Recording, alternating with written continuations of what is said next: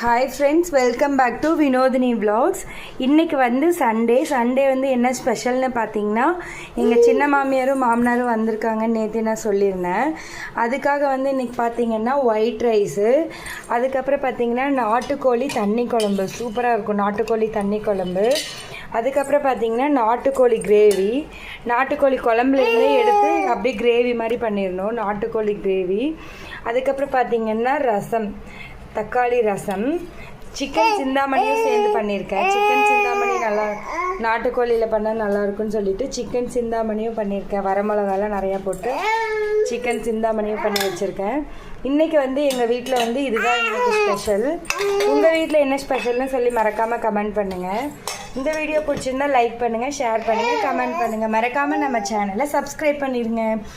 நாட்டுக்கோழியில் வந்து தண்ணி குழம்பு வச்சு அப்படியே அதில் இருக்கிற கறியை எடுத்து ஃப்ரை பண்ணியிருக்கேன்.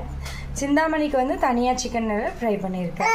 இதுதான் இன்றைக்கி வந்து எங்கள் வீட்டில் மெனு. உங்கள் வீட்டில் என்னன்னு சொல்லி கமெண்ட் பண்ணுங்கள். ஓகே ஃப்ரெண்ட்ஸ், பாய். நம்ம நெக்ஸ்ட் வீடியோவில் பார்க்கலாம்.